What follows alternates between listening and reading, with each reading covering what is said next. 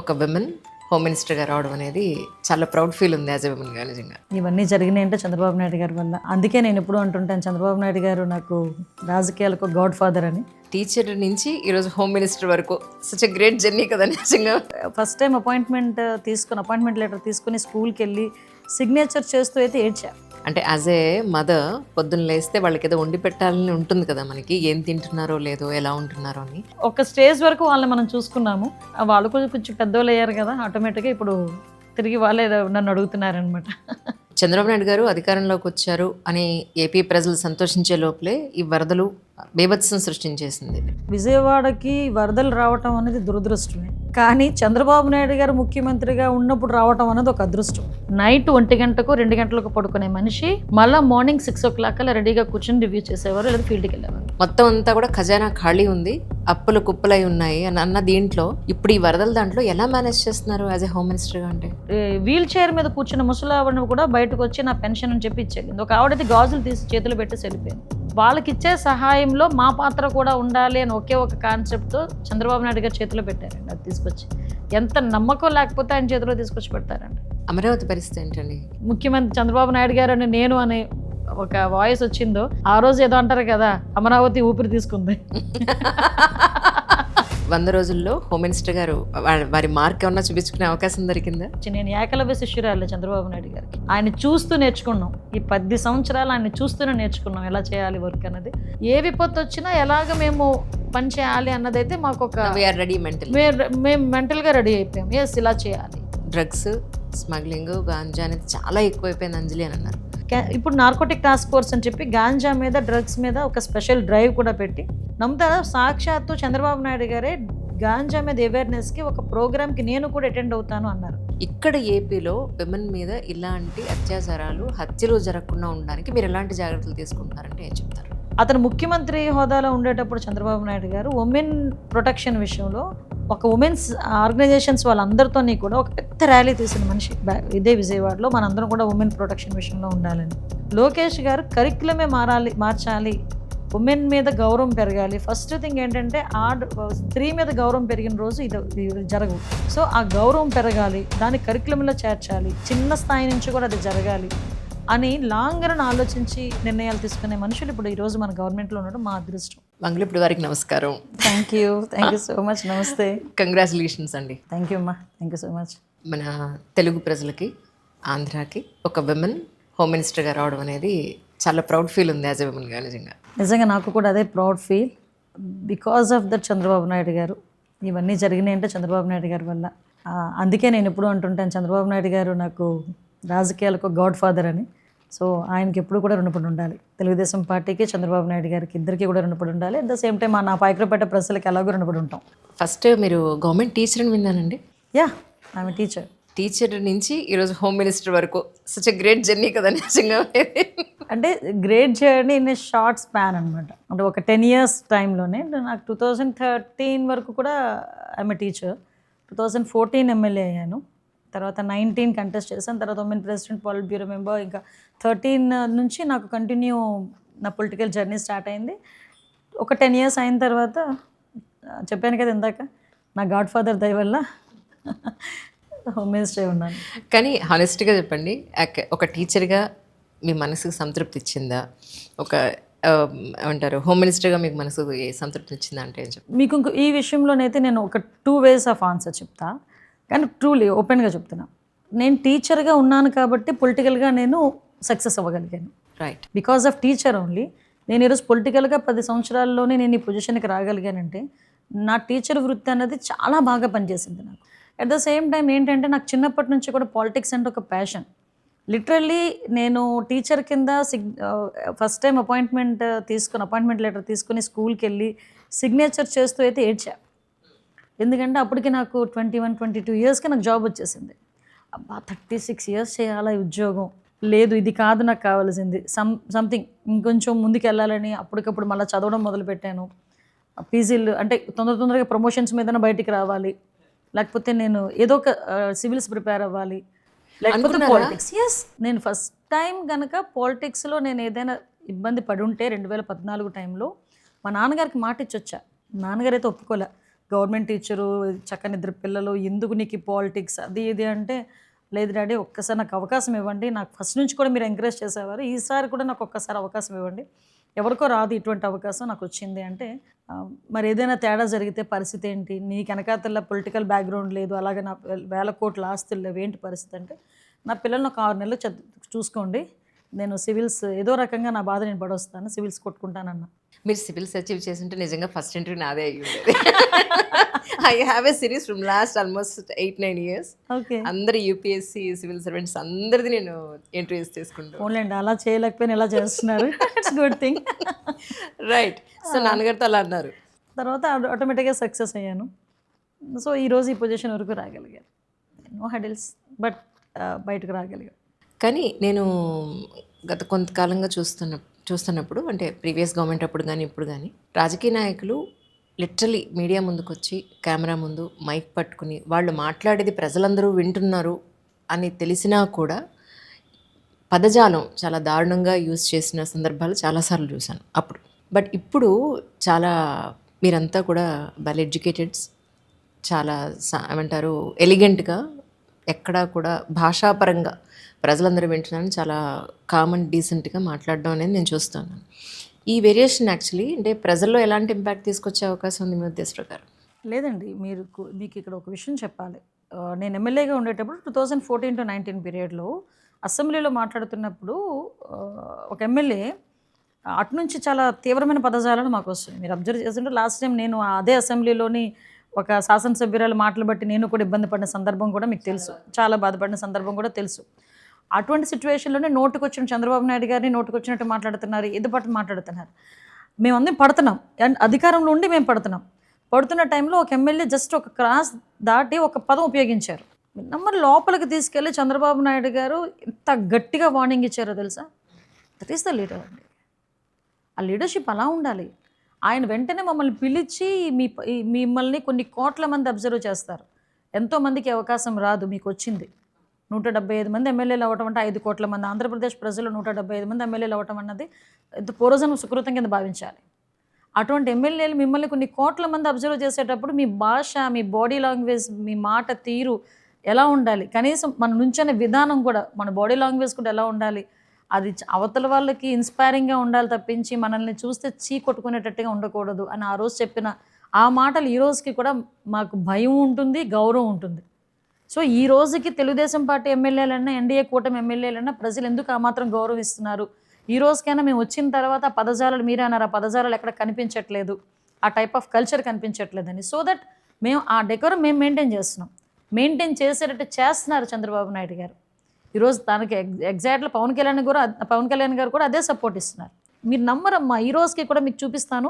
వైఎస్ఆర్సీపీ సంబంధించిన వాళ్ళు ఫేస్బుక్స్ కానీ ట్విట్టర్లు కానీ ఓపెన్ చేసి చూడండి, వాళ్ళు మాట్లాడే మాట, ఆ పదాలు ఆడ మగ తేడా లేదు. ఆడవాళ్ళు అలాగే మాట్లాడుతున్నారు, మగవాళ్ళు అలాగే మాట్లాడుతున్నారు. వాళ్ళకి కనీసం వాళ్ళ నాయకుడు చెప్పడా అనిపిస్తుంటుంది. అసలు ఎందుకు పడాలి మేము ఇన్ని మాటలు? అసలు మేమెవరో తెలియదు, మా కుటుంబ నేపథ్యాలు తెలియదు, కానీ మా పర్సనల్ విషయాలు కూడా రోడ్డు మీదకి వచ్చి మాట్లాడే పరిస్థితులు కనిపించాం. 5 సంవత్సరాలు రాజకీయాల్లో ఉండి నిజంగా పోరాటమే చేసాం, అందరం పోరాటం చేసాం. సో అఫ్కోర్స్ దాన్ని ఫ్రూట్ ఈరోజు ఎంజాయ్ చేస్తున్నాం, అది వేరే విషయం. కానీ చంద్రబాబు నాయుడు గారు అధికారంలోకి వచ్చారు అని ఏపీ ప్రజలు సంతోషించే లోపలే ఈ వరదలు, వర్షాలు బీభత్సం సృష్టించేసింది. గట్టిగా చెప్పాలంటే ఈ రోడ్ల వ్యవస్థ కానీ మొత్తం అంతా చాలా డిస్టర్బ్ అయిపోయింది.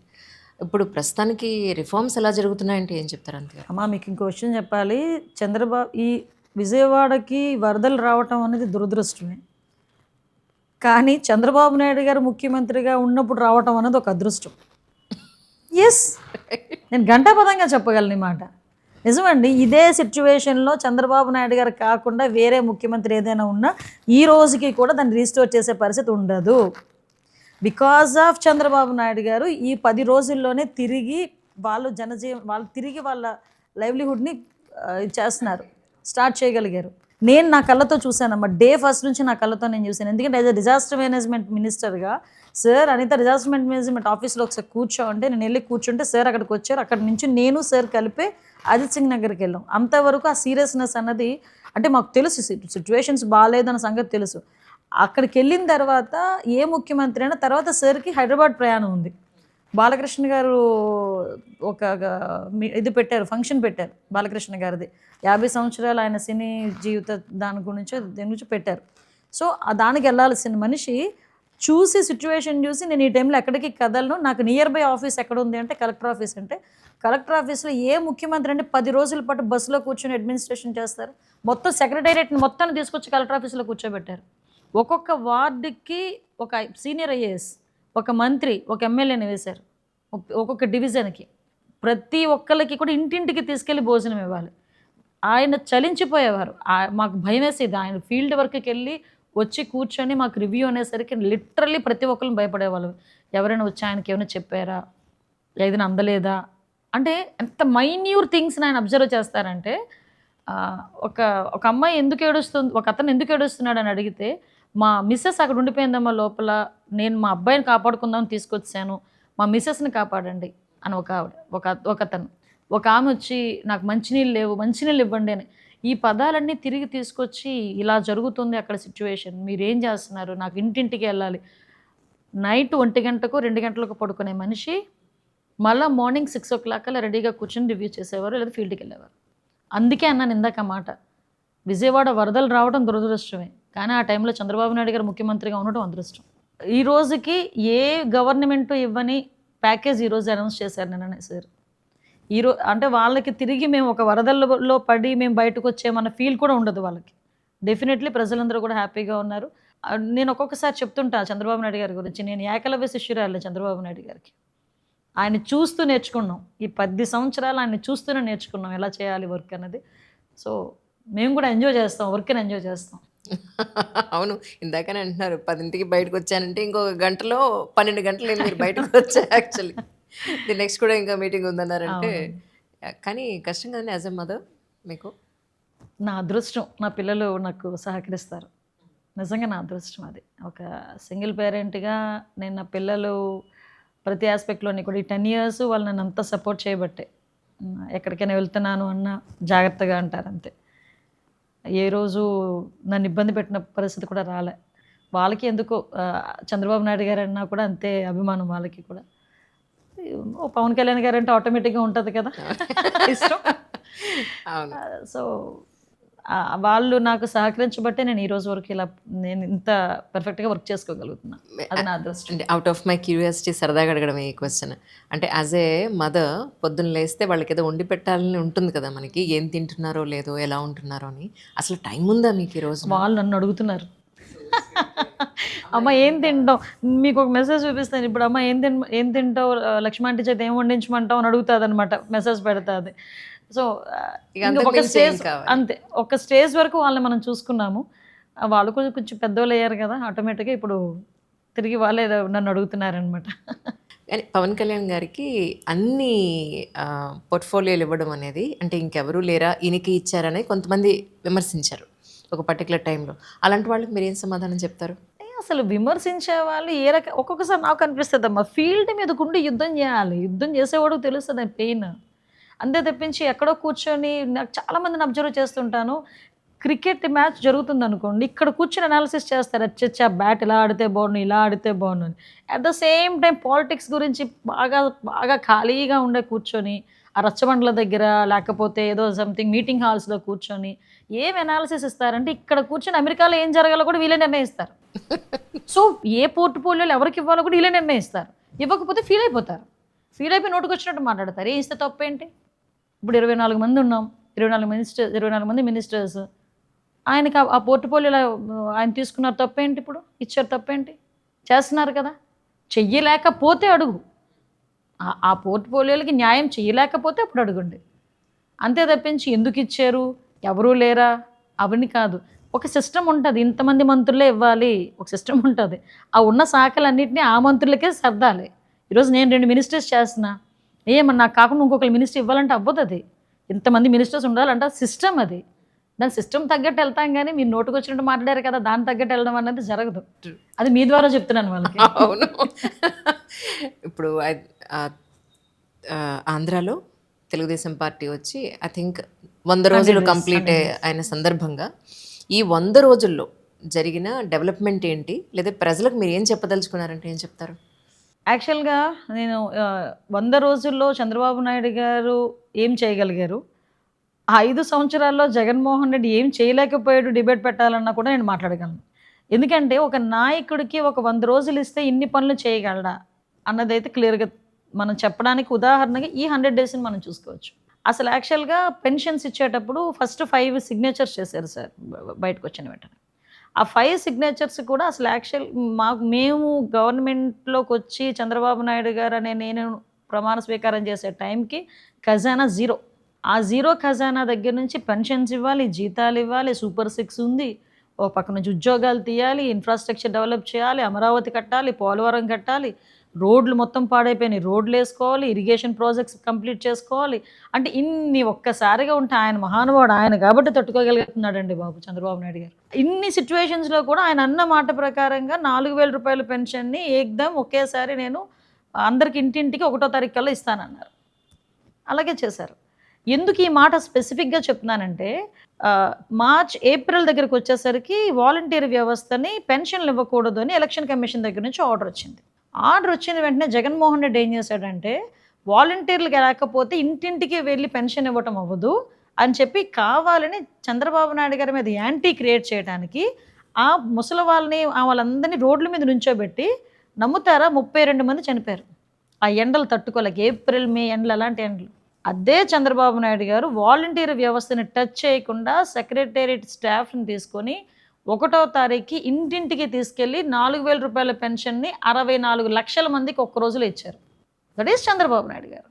సో ఎందుకు చెప్తుంది, ఈ 100 రోజుల్లో అన్నా క్యాంటీన్లు అప్పుడు పోయినాయి, అన్నా క్యాంటీన్లు మళ్ళీ తీసుకొచ్చి ఇచ్చాం. ల్యాండ్ టైటిలింగ్ యాక్ట్ రద్దు చేస్తామని చెప్పాం, ల్యాండ్ టైటిలింగ్ యాక్ట్ రద్దు చేసాం. అదేవిధంగా మనకి నూతన ఇసుక పాలసీ చెప్పాం, నూతన ఇసుక పాలసీ తీసుకొచ్చాం.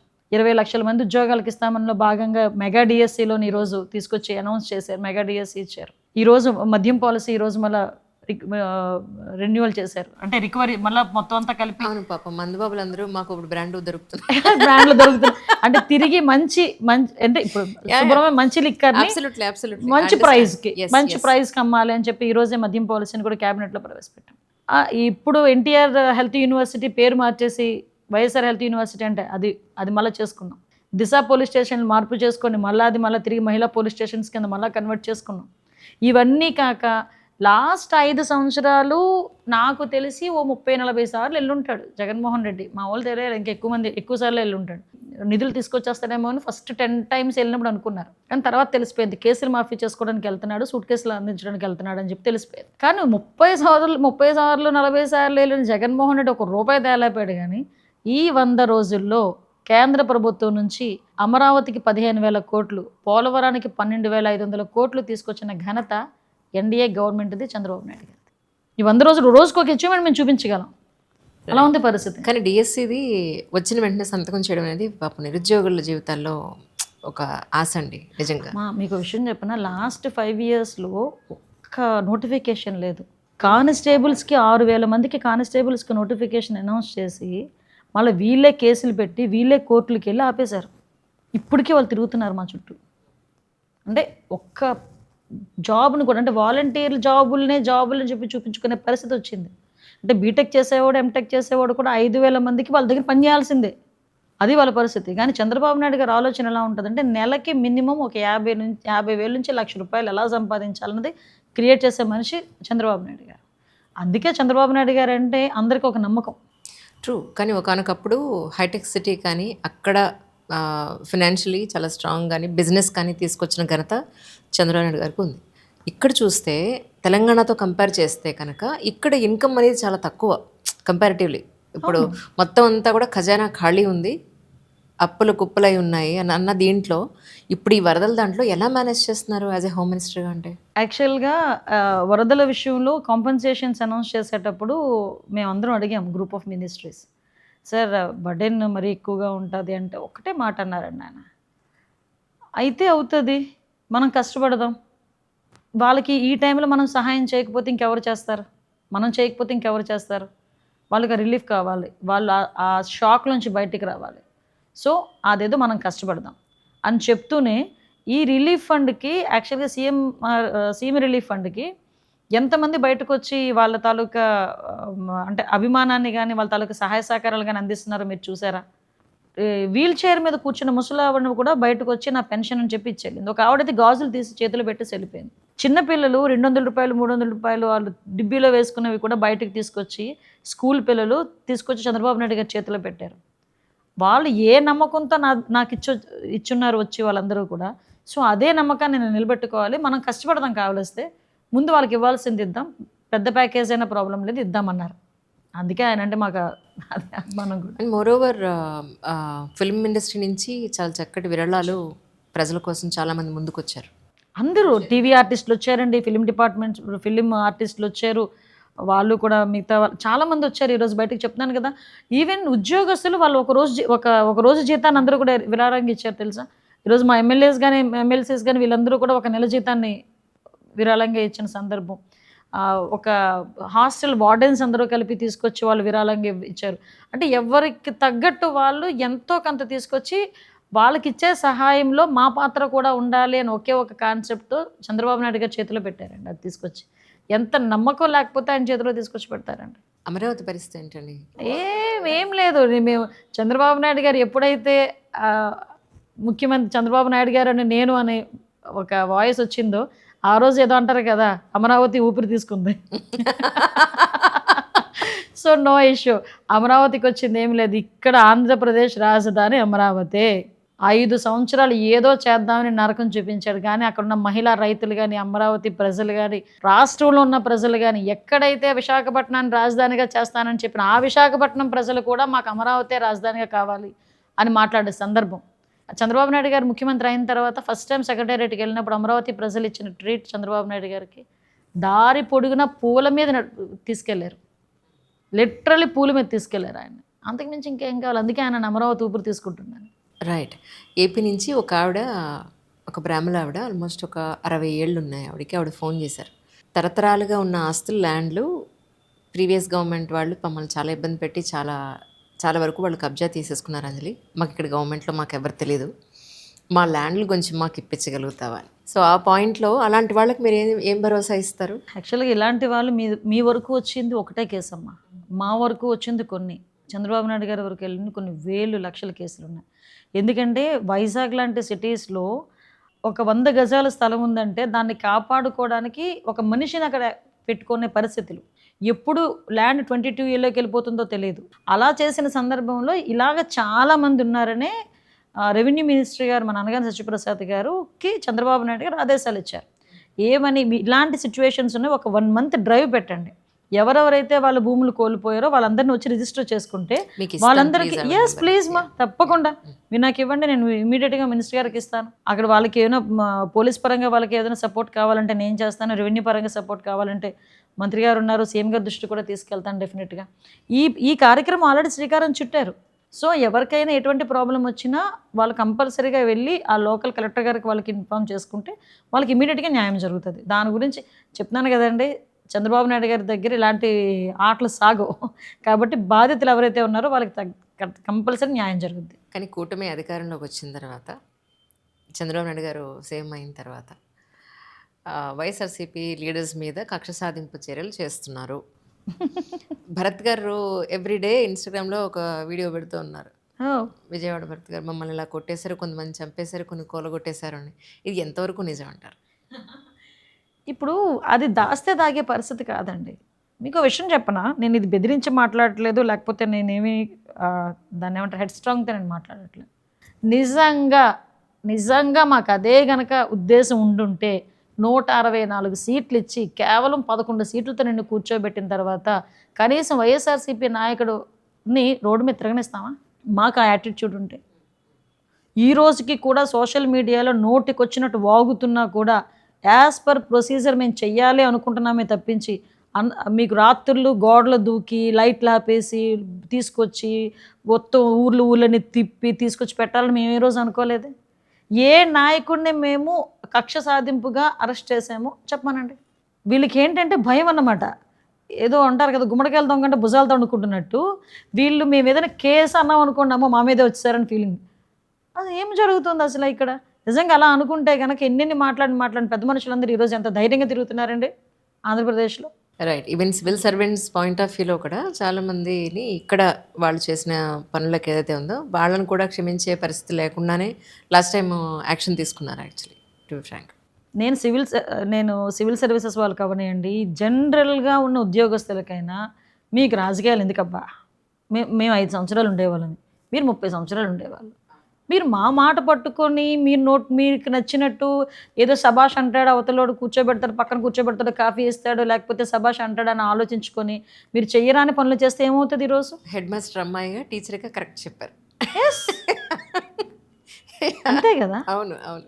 నేను అదే అంట, ఏ అధికారులందరికీ ఒకటే మాట, మీకు ఎందుకు రాజకీయాలు? మళ్ళీ చెప్తున్నా, నువ్వు నిజంగా రాజకీయాలు చేద్దాం అనుకుంటున్నావా, ఆ డ్రెస్ వదిలేసి కథర చొక్క వేసుకో. అవును, ఇప్పుడు యూపీఎస్సీ వాళ్ళు చాలా మంది రాజకీయాల్లోకి వస్తున్నారు కదా డ్రెస్ వదిలేసి. అదే డ్రెస్ వదిలేసి రండి, వచ్చి కూర్చోండి, కథర చొక్క వేసుకుంటే ఫేస్ టు ఫేస్ తేల్చేసుకోవచ్చు. 100 రోజుల్లో హోమ్ మినిస్టర్ గారు వారి మార్క్ ఏమన్నా చూపించుకునే అవకాశం దొరికిందా? 100 డేస్లో నా మార్క్ అంటే డెఫినెట్గా చూపించాలి. ఎందుకంటే ఫస్ట్ నుంచి కూడా హోమ్ డిపార్ట్మెంట్ మీద, డిజాస్టర్ మేనేజ్మెంట్, ఈ 2 ఇష్యూస్ మీద కూడా నేర్చుకోవాలి. ఫస్ట్ వాట్ ఈజ్ వాట్ అనేది నేర్చుకోవాలి. నెక్స్ట్ చాలామంది ఇప్పుడు ఇందాక మీతో మాట్లాడినట్టుగా జనాల ఎక్స్పెక్టేషన్ కూడా చాలా ఎక్కువగా ఉంది. సో దానికి తగ్గట్టుగా నేను వర్క్ చేయాలి. కాబట్టి అట్ ద సేమ్ టైం అక్కడ ఉన్న పోలీస్ డిపార్ట్మెంట్ వాళ్ళ కష్టాలు, ఆ వాటి గురించి కూడా ఆలోచించాలి. బోత్ ఈ రెండింటి మీద కూడా మ్యాక్సిమం అందరితోని కూడా, ఎస్పీస్ అందరితోని కూడా రివ్యూస్ పెట్టుకున్నాం, డీజీపీ ఆఫీస్లో కూర్చొని అన్ని విషయాలు మాట్లాడుకున్నాం. ఫైర్ డిపార్ట్మెంట్ వాళ్ళతోని, ప్రెజెంట్ డిపార్ట్మెంట్ వాళ్ళతోని అందరితోని కూడా కోఆర్డినేట్ చేసుకొని, వాళ్ళ ముందు అసలు నా కాన్సెప్ట్ ఎలా ఉంటుందంటే, వాళ్ళని ఒక సేఫ్ జోన్లో, కంఫర్ట్ జోన్లో పెట్టి వాళ్ళతో పని చేయించుకోవడం అనేది ఒక వే. అంతే తప్పించి వాళ్ళకే జీతాలు లేక, వాళ్ళకే టీఏడిఏలు లేక, మనం వాళ్ళకి కనీసం ఫెసిలిటీస్ ఇవ్వకుండా వాళ్ళని పని చేయండి అంటే వాళ్ళు కూడా చేయలేరు.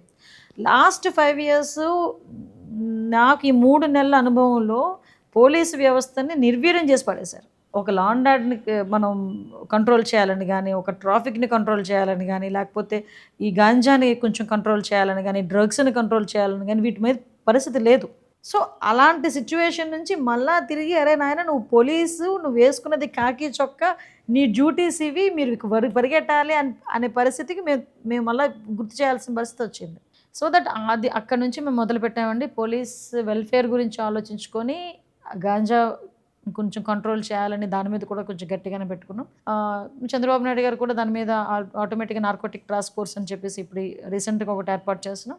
సో ఇవన్నీ కూడా చేస్తూ డిజాస్టర్ మేనేజ్మెంట్లో కూడా మొన్న చంద్రబాబు నాయుడు గారు ఇచ్చిన గైడెన్స్, మొన్న విపత్తులు ఏదైతే వచ్చినాయో, మనకి ఫ్లడ్స్ ఏదైతే వచ్చినాయో, ఆ ఫ్లడ్స్లోని ఆయన చేసిన పని, ఇవన్నీ కూడా నాకు ఒక లెర్నింగ్ పొజిషన్ అనమాట. ఇప్పుడు great experience. So great experience. Next ఎటువంటివి రాకూడదు, ఏ విపత్తులు రాకూడదు, ఏ విపత్తు వచ్చినా ఎలాగ మేము పని చేయాలి అన్నదైతే మాకు ఒక, మేము మెంటల్గా రెడీ అయిపోయాం. ఎస్ ఇలా చేయాలి అని చెప్పి రెడీ అయిపోయాం. రైట్. కానీ లాస్ట్ టైం శ్రీభరత్ గారు వైజాగ్లో మాట్లాడినప్పుడు ఇక్కడ డ్రగ్స్ స్మగ్లింగ్, గాంజా అనేది చాలా ఎక్కువైపోయింది అంజలి అని అన్నారు. ఇప్పుడు దాని మీద ఏమైనా మీకు కొద్ది గొప్ప కంట్రోల్ చేయగలిగే అవకాశం దొరికిందండి? లేదమ్మా, చెయ్యాలి. ఎందుకంటే లాస్ట్ 5 years ఏమైందంటే, సెబ్ అని చెప్పి ఒకటి ఏర్పాటు చేసి కంప్లీట్గా ఎక్సైజ్ డిపార్ట్మెంట్ ఎక్కువగా, ఇంతకుముందు గాంజాని మొత్తం అంతా ఎక్సైజ్ డిపార్ట్మెంట్ చూసుకునేది, పోలీసు ఎక్సైజ్ డిపార్ట్మెంట్ 2 చూసుకునేవి. కనీసం గంజా తోటలు తగలబెట్టడం అనో, గాంజా చేసిన వాళ్ళు కేసులు పెట్టడం అని ఇవన్నీ కూడా జరిగేవి. సెబ్ అనేది ఏర్పాటు చేసిన తర్వాత 2 years కంప్లీట్గా గాంజా మీద వాళ్ళు వెళ్ళలే. ఎక్సైజ్ డిపార్ట్మెంట్లో కొంతమందిని వీళ్ళు సెబ్ అని చెప్పి తీసుకొని వీళ్ళు దేనికి చేశారంటే, లిక్కర్ శాండ్కి కాపలా పెట్టారు. లిటరల్లీ చెప్తున్నాను నేను ఈరోజు. అంటే లిక్కర్ బయట నుంచి ఏ లిక్కరు రాకుండా లోకల్ లిక్కరే తాగాలి అని ప్రోత్సహించడానికి, బయట లిక్కర్ రాకుండా చేయడానికి సెబ్ను ఉపయోగించుకున్నారు. ఇసుక వీళ్ళు మాఫియా చేయడానికి సెబ్ను ఉపయోగించుకున్నారు. సో అందువల్ల మొన్న రీసెంట్గా సెబ్ను కూడా మేము క్యాన్సిల్ చేసాం. ఇప్పుడు నార్కోటిక్ టాస్క్ ఫోర్స్ అని చెప్పి గాంజా మీద, డ్రగ్స్ మీద ఒక స్పెషల్ డ్రైవ్ కూడా పెట్టి, నమ్ముతారా, సాక్షాత్తు చంద్రబాబు నాయుడు గారే గాంజా మీద అవేర్నెస్కి ఒక ప్రోగ్రామ్కి నేను కూడా అటెండ్ అవుతాను అన్నారు. అంటే ఎక్కడో కొండల్లో ఉండాల్సిన గాంజా ఈరోజు స్కూల్ పిల్లల బ్యాగుల్లోకి వెళ్ళింది. సో మనం ఎంత మేరకు దాన్ని కంట్రోల్ మనం చేయాలో ఒకసారి ఆలోచించాలి. చెక్ పోస్టులు పెట్టడం కానీ, చెక్ పోస్టుల దగ్గర సీసీ కెమెరాస్ పెట్టడం కానీ, ఈవెన్ చాలా ఇష్యూస్ ఉన్నాయి పోలీస్ డిపార్ట్మెంట్లో. లాస్ట్ 5 సంవత్సరాలు ఫింగర్ ప్రింట్ ఐడెంటిఫికేషన్ అని ఉంటుంది అనమాట. మీకు ఐడియా, మీకు మన హైదరాబాద్లో ఇటువైపు అంతా ఉంటుంది. దాని మెయింటెనెన్స్ డబ్బులు ఇవ్వక 5 సంవత్సరాలు ఫింగర్ ప్రింట్ ఐడెంటిఫికేషన్ అన్నది మూల కూర్చుంది తెలుసా మీకు?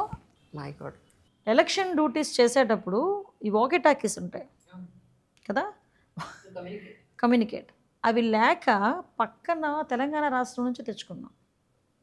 అంటే లాస్ట్ 5 సంవత్సరాలు ఒక చిన్న మైన్యూట్ పాయింట్ కూడా ఎలాంటి పరిస్థితి ఎలాంటి పరిస్థితిని చెప్పడానికి మీకు ఎగ్జాంపుల్స్ చెప్పాలి. మళ్ళీ వీటన్నిటినీ కూడా పెద్దానికి చెప్తే మొన్న రీసెంట్గా ఒక మీటింగ్లో కూర్చొని మళ్ళీ ఇవన్నీ కూడా రీస్టోర్ చేయండి అని చెప్పి చంద్రబాబు నాయుడు గారు మాకు ఆదేశాలు ఇవ్వటం, మళ్ళీ యాజ్ టీజ్గా మళ్ళీ రెగ్యులర్ ప్రొసీజర్లోకి ఈరోజు డిపార్ట్మెంట్ అన్నది పడింది. వైజాగ్లో భరత్ గారి యూనివర్సిటీ ఆపోజిట్లో కొండ మీద కొండని మొత్తం అంతా తొలిచేసి అక్కడ ఒక ఒక పెద్ద మహల్ కట్టారు అని. ఏం చేశారండి ఇది ఇప్పుడు ఫైనల్గా? దాన్ని ఏం చేయాలని మేము ఆలోచిస్తున్నాం. అంటే అక్కడ బ్యూటిఫుల్ ప్లేస్ అమ్మ అది. నేను వైజాగ్ అమ్మాయినే కదా, సో చాలా బ్యూటిఫుల్ ప్లేస్ అది. రిషికొండ, అక్కడ గీతం కాలేజ్, ఆ రిషికొండ అది రోజు రోజుకి ఏదో అంటారు కదా గుండు కొట్టించినట్టుగా కొట్టించేసి వాళ్ళు ఎంత తెలివైన వాళ్ళంటే ఆ పక్కన ఆ టైంలో ఒక సమ్మిట్ పెట్టారు, ఇన్వెస్ట్మెంట్ సమ్మిట్ పెట్టారు. ఈ ఫ్లైట్ నుంచి వచ్చిన వాళ్ళు అది చూస్తారేమో అని చెప్పి దానికి గ్రీన్ కవర్ వేసారనమాట. చూసారు కదా, గ్రీన్ క్లాత్ ఉంది. విషయం ఏంటంటే అది ఇంకా ఒకసారి ఆలోచించుకొని దాన్ని ఏం చేయాలన్నది ఆలోచించుకోవాలన్నమాట. ఇప్పుడు ఏదో అంటారు కదా మనకి ఏదో మ్యూజియంస్ అలాంటివి ఏదో పెడతారు కదా, రైట్ నౌ అయితే ప్రస్తుతానికి ఎంటీగా. పోలవరం పరిస్థితి ఏంటండి? లాస్ట్ టైం కొన్ని షార్ట్స్, రీల్స్, వీడియోస్లో అసలు మాకు అక్కడ ఏమీ అర్థం కాలేదని ఒకళ్ళు అంటారు, ఇంకొకళ్ళు అంటారు అసలు మేమే చేసాం 50%, వాళ్ళు ఏమీ చేయలేదు అంటారు. అసలు ప్రజెంట్ సిచ్యువేషన్ ఏంటి మీ ఉద్దేశ ప్రకారం? ఇంకెంతకాలం? అదండి వాళ్ళకి ఏమీ అర్థం కావట్లేదు. తెలిసినోడికి అయితే అర్థం అవుతుంది, తెలియనోడికి ఏం అర్థం అవుతుంది? వాడికి టీఎంసీ అంటే తెలియదు, డయాఫ్రమ్ వాల్ అంటే తెలియదు, వాడు ఇరిగేషన్ మినిస్టర్ అయిపోయి అక్కడ కూర్చొని ఫోటోలు తీయించుకోవడానికి ఇరిగేషన్ మినిస్టర్ లేదు అనుకుంటే తొడలగొట్టడానికి అసెంబ్లీలో కూర్చొని. అది కాదు కదా. మొన్న మీరు ఇరిగేషన్ మినిస్టర్ అంటే ఎలా ఉండాలో మొన్న మా రామానాయుడు గారు చూపించారు. బుడమేరు ఇష్యూ క్లియర్ అయ్యి మనకు ప్రాబ్లం జరిగిన తర్వాత దాన్ని బ్రీచ్ క్లోజ్ చేయడానికి 3 రోజులు రాత్రి పగలు అక్కడ కూర్చొని చేశాడు ఆయన. పోలవరం సిచ్యువేషన్ ఎలా ఉందో క్లియర్గా ఈరోజు ఎక్స్ప్లెయిన్ చేయగలరు. చంద్రబాబు నాయుడు గారికి పూర్తి అవగాహన ఉంది కాబట్టి ఈరోజు మనం కేంద్ర ప్రభుత్వం నుంచి డబ్బులు తెచ్చుకోగలిగాం పోలవరానికి. పోలవరం పూర్తి చేసే దాని మీద కమిట్మెంట్తో ఉన్నాం కాబట్టి ఈరోజు ధైర్యంగా చెప్పగలుగుతున్నాం మేము పోలవరాన్ని పూర్తి చేస్తామని చెప్పి. యాక్చువల్లీ కలకటాలో జరిగిన women rape and murder case గురించి కానీ, లేకపోతే ఢిల్లీలో జరిగిన ఇష్యూస్ గురించి కానీ, విమెన్ మీద జరిగే అట్రాసిటీస్ ఇవన్నీ కూడా, అండ్ హైదరాబాద్లో కూడా చాలా హెవీగానే జరుగుతున్నాయి. ఇవన్నీ చూసినప్పుడు ఇక్కడ ఏపీలో విమెన్ మీద ఇలాంటి అత్యాచారాలు, హత్యలు జరగకుండా ఉండడానికి మీరు ఎలాంటి జాగ్రత్తలు తీసుకుంటున్నారంటే ఏం చెప్తారు? యాక్చువల్గా ఉమెన్ అబ్యూజింగ్స్ విషయంలో ఫస్ట్ థింగ్ ఏంటంటే, నేను ఫస్ట్ నుంచి చాలామంది అన్నారు, అనిత ఎందుకు గాంజా అని పట్టుకుంటున్నావు, చాలా ఇష్యూస్ ఉన్నాయి కదా, వాటి మీద నువ్వు కాన్సన్ట్రేట్ చేయాలి కదా, ముందు ఎందుకు గాంజా మీదకి వెళ్ళావని. ఇన్ని క్రైమ్కి కారణం గాంజా డ్రగ్స్. ఒక అమ్మాయిని రేప్ చేసి చంపేశాడు, మేము ఎంక్వైరీ చేస్తే వాడు గాంజా మత్తులో ఉన్నాడు, లేకపోతే డ్రగ్ మత్తులో ఉన్నాడు. ఒక చిన్న పిల్ల మీద అబ్యూస్ ఏంటంటే వాడు మత్తులో ఉన్నాడు. చంటి పిల్లల మీద కూడా అత్యాచారాలు జరుగుతున్నాయి, ఏంటి ప్రాబ్లం? వాడు గాంజా మత్తులో ఉన్నాడు. అంటే నేనేమంటానంటే బేస్ని కొట్టాలి, ముందు బేస్ని కొట్టాలి. ఆ విషయంలో మేము ఫస్ట్ ఆఫ్ ఆల్ గంజాయి విషయంలో చాలా స్ట్రిక్ట్గా మేము ముందుకెళ్ళటం. అట్ ద సేమ్ టైం ఈ రోజుకి కూడా ఒక ఫాస్ట్ ట్రాక్ కోర్ట్స్ని అని చెప్పి, ఫాస్ట్ ట్రాక్ కోర్ట్స్ పోక్సో యాక్ట్లో ఫాస్ట్ ట్రాక్ కోర్ట్స్ని పెట్టడం జరుగుతుంది. అతను ముఖ్యమంత్రి హోదాలో ఉండేటప్పుడు చంద్రబాబు నాయుడు గారు ఉమెన్ ప్రొటెక్షన్ విషయంలో ఒక ఉమెన్స్ ఆర్గనైజేషన్స్ వాళ్ళందరితోని కూడా ఒక పెద్ద ర్యాలీ తీసిన మనిషి ఇదే విజయవాడలో. మనందరం కూడా ఉమెన్ ప్రొటెక్షన్ విషయంలో ఉండాలని. లోకేష్ గారు కరిక్యులమే మార్చాలి, ఉమెన్ మీద గౌరవం పెరగాలి. ఫస్ట్ థింగ్ ఏంటంటే స్త్రీ మీద గౌరవం పెరిగిన రోజు ఇది జరగవు. సో ఆ గౌరవం పెరగాలి, దాన్ని కరిక్యులంలో చేర్చాలి, చిన్న స్థాయి నుంచి కూడా అది జరగాలి అని లాంగ్ రన్ ఆలోచించి నిర్ణయాలు తీసుకునే మనుషులు ఇప్పుడు ఈరోజు మన గవర్నమెంట్లో ఉండడం మా అదృష్టం.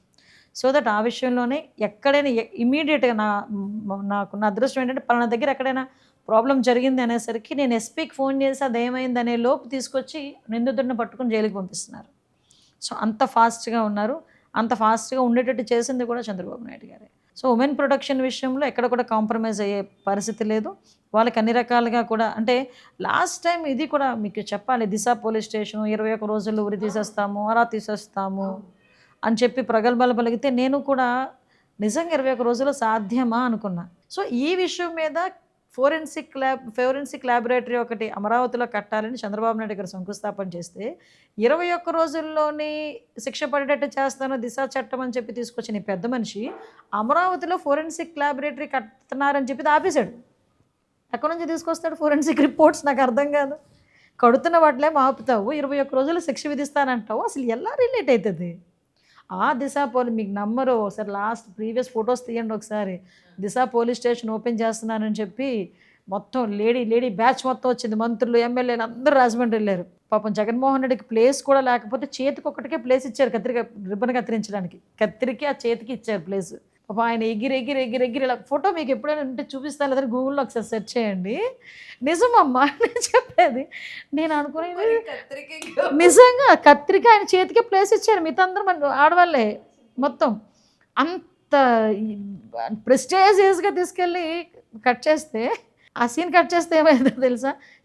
నవ్వకూడదు. సాయంత్రం అయ్యేసరికి ఒక ఆడపిల్లని గ్యాంగ్ రేప్ చేసి 3 రోజుల నుంచి 7 గ్యాంగ్ రేప్ చేసి ఎంత ధైర్యంతో తీసుకొచ్చి అదే దిశ పోలీస్ స్టేషన్ ఏదైతే జగన్మోహన్ రెడ్డి ఓపెన్ చేశాడో అదే పోలీస్ స్టేషన్ ముందు వదిలేసి వెళ్ళిపోయారు. My god. అంటే అంత భయంకరమైన సిచ్యువేషన్స్ని ఫేస్ చేశారు ఆంధ్రప్రదేశ్ ప్రజలు. Now they are happy, they are secured now. కానీ ప్రకాశం బ్యారేజ్ కూల్ చేయడానికి ఒక కుట్ర జరిగింది అనేది ఒక సోషల్ మీడియాలో ఒకటి నడుస్తుందండి. ఎంతవరకు నిజమంటారు? అంటే మేమేదో రాజకీయం చేసేసాము, మేమేదో రాజకీయంగా మేము మాట్లాడేస్తున్నాము అన్నది కాదు. మీరు ఒక కామన్గా, మీరు ఒక అన్ని చూసే వ్యక్తిగా, ఒక కామన్ ఉమెన్గా మీరు ఒకసారి ఆలోచించండి. 14.4 క్యూసెక్స్ వాటర్ ఫ్లో ప్రకాశం బ్యారేజ్ కెపాసిటీ 11.9 ప్రకాశం బ్యారేజ్ కెపాసిటీ. ఆ రోజున్న water flow 11.4 lakh cusecs water ఆ రోజు వచ్చింది. ఒక పక్క నుంచి జనాలు మునిగిపోయారు, అక్కడ ఇబ్బందులు పడుతున్నారు, ఒక పక్క నుంచి టెన్షన్. 11,90,000 క్యూసెక్ వాటర్ వస్తే పరిస్థితి ఏంటి అన్నది మా టెన్షన్. సో ఈ టెన్షన్స్ మధ్యలో సడన్గా మాకు ఫోన్ వచ్చింది, ఇలాగ వచ్చి గుద్దుకొని మా అక్కడ కొంచెం ఆ వాల్ అది చిన్న డ్యామేజ్ అయింది. సో కొంచెం అది మనకి ఇబ్బంది అవుతుంది, అక్కడ అలా ఆగిపోయినాయి, ఏంటి పరిస్థితి అని చెప్పి ఎంక్వైరీ చేస్తే ఆ 3టికి కూడా వైఎస్ఆర్సీపీ కలర్స్, ఆ 3 బోట్లకి వైఎస్ఆర్సీపీ కలర్స్. 3 బోట్ల యజమాని ఒకడే వైఎస్ఆర్సీపీ నాయకుడు తాలూకా మనిషి. ఆ తలసిల రఘురాము, ఆ నందిగాం సురేష్ తాలూకా మనుషులు తాలూకా బోట్లు అవి. పరిస్థితి చూస్తే అందులో ఇసుక ఉంది. అంత పెద్ద బోట్, దగ్గర 40 టన్నులు ఉన్న బోటు మీరు వాటర్ ఫ్లోలోకి వెళ్ళిపోకుండా ఉండాలంటే నైలాన్ తాడు పెట్టి కడతారా, ఇనుప గొలుసులు పెట్టి కట్టాలా? జస్ట్ ఒక నైలాన్ తాడు పెట్టి కట్టారు, పోనీ ఏదో తాడు పెట్టి కట్టారు అనుకోండి. దగ్గర అది అవతల ఉద్దనరాయనపాలెంలో ఉండాల్సిన ఒడ్డున ఉండాల్సిన బోట్లు ఇక్కడికి వచ్చినాయి, అదొకటి. నెక్స్ట్ ఇంకోటి ఏంటంటే అదే ఒడ్డున 200 బోట్లు పైగా ఉన్నాయి. ఇంతకన్నా తేలికైన బోట్లు కూడా చాలా ఉన్నాయి. ఏ బోట్లు కదలలే. ఈ 5 బోట్లు కదిలినాయి. అందులో ఒకటి కొట్టుకుపోయింది, ఒకటి మునిగిపోయింది. ఈ 3 బోట్లు వచ్చి కొట్టడం కౌంటర్ వెయిట్ దెబ్బతినింది. అది ఏదైనా చిన్న తేడా జరిగి ఆ బ్రిడ్జ్ కనుక ఏదైనా అయ్యుంటే 11.4 లక్షల క్యూసెక్ల వాటర్ కనుక బయటకు వచ్చి విజయవాడ పరిసర ప్రాంతాలు, విజయవాడ గుంటూరు మీద పడుంటే ఎన్ని వేల మంది చనిపోయేవారమ్మా. నేనేమంటానంటే, అరే మేము ఫస్ట్ నుంచి సైకో జగన్ అంటే చాలామంది మమ్మల్ని ఏదో అనేవారు. మరి ఇలాంటి పని చేస్తే సైకో జగన్ అనరా?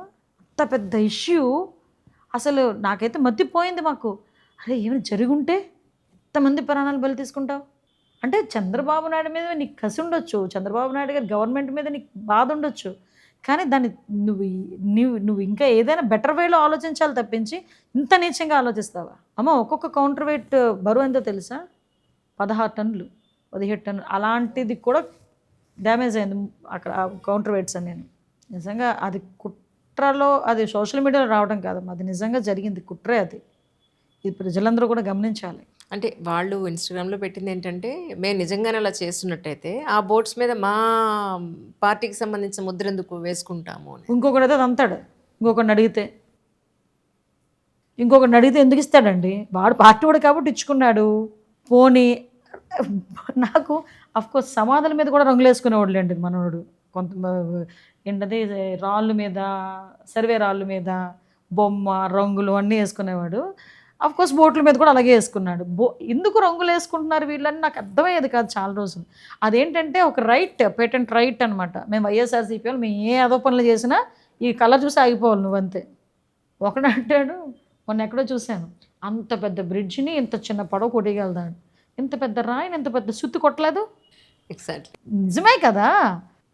నిజంగా ఎన్డీఏ గవర్నమెంట్లో ఉన్న మేము ఆంధ్రప్రదేశ్ ప్రజలు అదృష్టవంతులం కాబట్టి అంత పెద్ద అంత ఉపద్రవం తప్పించుకున్నాం. ఆ దేవుడే తప్పించాడు, ఆ కృష్ణమే తప్పించింది అంతే. మరి ప్రత్యేక హోదా మీద ఇప్పుడు స్టాండ్ ఏంటండి?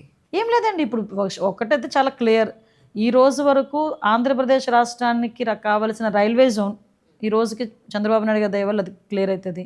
At the same time Amaravati పూర్తవుతుంది, పోలవరం పూర్తవుతుంది. మాకు కావలసిన అన్ని ఫెసిలిటీస్ కూడా ఈరోజు సెంట్రల్ గవర్నమెంట్ నుంచి మేము తెచ్చుకోగలుగుతున్నాం. ఒక పేరైతే లేదు కానీ ఆ పేరులో అందులో ప్రత్యేక హోదాలో వచ్చే ప్రతి ఒక్క ఆస్పెక్ట్ కూడా ఈరోజు సెంట్రల్ గవర్నమెంట్ నుంచి మేము తీసుకొచ్చుకుంటున్నాం. సో ఆ విషయంలో ఎక్కడ కూడా రాజీ అయ్యే ప్రసక్తి లేదు. సార్ కూడా ఆ విషయంలోని కేంద్ర ప్రభుత్వం కూడా క్లారిటీగా ఉన్నారు. చంద్రబాబు నాయుడు గారు, పవన్ కళ్యాణ్ గారు కూడా ఆ విషయంలో చాలా క్లియర్గా ఉండి ఆంధ్రప్రదేశ్ రాష్ట్రానికి రావాల్సిన అన్ని వనరుల్ని కూడా తీసుకొస్తున్నారు. జైత్వానీ కేసులో సోషల్ మీడియాలో అంతా కూడా ఆయన ఒకానొకప్పుడు రాజశేఖర రెడ్డి గారు ఈయన దగ్గరికే పంపించారు జగన్ని, నా దగ్గర బిజినెస్ మెలకువలు నేర్చుకోవడానికి అని చెప్పి, జైత్వానీ కేసులో ప్రత్యక్షంగా వీళ్ళిద్దరే మేజరా అన్నట్టుగా సోషల్ మీడియా అంతా పుకారు లేపొస్తుంది. సో ఈ పాయింట్లో మీకు ఏమన్నా అనిపించిందా? యాక్చువల్లీ మాట్లాడండి. ఒకటండి, నేను ఇందులోని మేము పొలిటికల్ యాంగిల్లో ఆలోచించలేదమ్మా. క్లియర్గా ఒక ఆడబిడ్డ ఎక్కడో ముంబైలో ఉన్న ఒక ఆడబిడ్డ రాష్ట్రం పరువు తీసుకునేటట్టుగా ఇక్కడికి తీసుకొచ్చి ఆ అమ్మాయిని అన్ని ఇబ్బందులకి గురి చేశారు. ఆ అమ్మాయి మీద రాంగ్ ఎఫ్ఐఆర్ నోట్ చేశారు. ఆ అమ్మాయిని బయటకు తీసుకొచ్చి మానసికంగా శారీరకంగా అమ్మాయిని హింసించారు. ఇది ఒకటే మేము యాంగిల్ తీసుకున్నాం. మేము పొలిటికల్గా ఆలోచించుకోవాలనుకుంటే పొలిటికల్ స్టాండ్ తీసుకోలేదండం చాలా ఐఎమ్ సో హ్యాపీ టు. నిజమండి, ఎందుకంటే మేము ఆడబిడ్డ మానం దగ్గర, ఆడబిడ్డ ప్రాణం దగ్గర కూడా రాజకీయం చేయడం అన్నది అంతకుమించి దౌర్భాగ్యం ఇంకోటి ఉండదు. సో మేము ఎప్పుడు కూడా ఆ యాంగిల్లో మేము ఆలోచించలేం. మేము అందువల్లనే మీరు నిజంగా మేము ఆ యాంగిల్లో ఆలోచిస్తే వైఎస్ఆర్సీపీ నాయకులు ఎంతమంది బయటకు వస్తారండి? మరి ఎందుకు 3 IPS ఆఫీసర్లు మేము సస్పెండ్ చేస్తాం చెప్పండి?